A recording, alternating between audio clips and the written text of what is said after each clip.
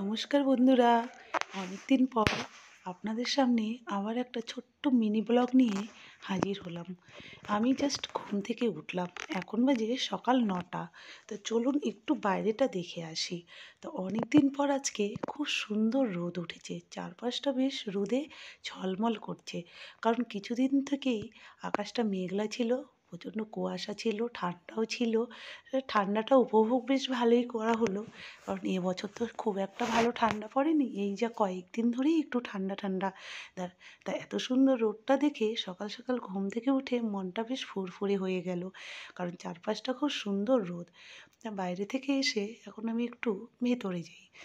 যেহেতু আমি সকাল সকালে এখন ঘুম থেকে একদমই উঠি না, কারণ আমি রিসেন্ট অসুস্থ হওয়ার জন্য খুব সকালে ঘুম থেকে উঠতে পারি না। উঠলে ঠান্ডাটা লাগলে আমার খুব কষ্ট হয় এবং কোনো জলও ধরতে পারি না, ধরলেই ব্যথা শুরু হয়ে যায়। তো এইদিকে এসে দেখি তোমাদের দাদা চা করেছে। তো চা করেছে, বললো একটু চাটা ছেঁকে নাও। তা আমি সেই হিসাবে চাটা একটু ছেঁকে নিলাম।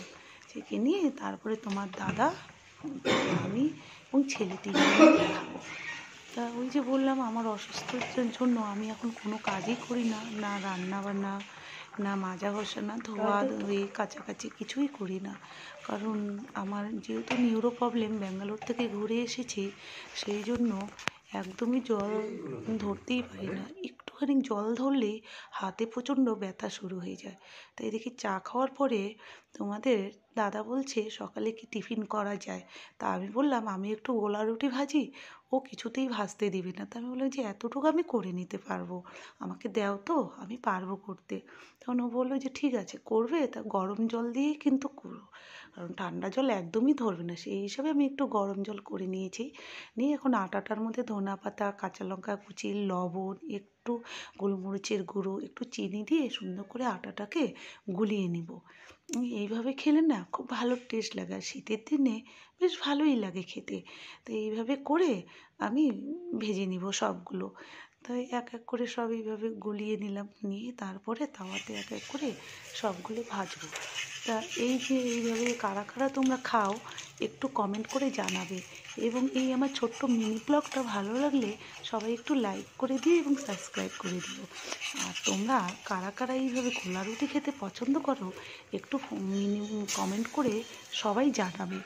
তা আমার তো বেশ ভালোই লাগে। তা তোমাদের দাদাকে বললাম যে আজকে তুমিও খাও, দেখবে ভালো লাগবে। তো বললো যে ঠিক আছে খাচ্ছি।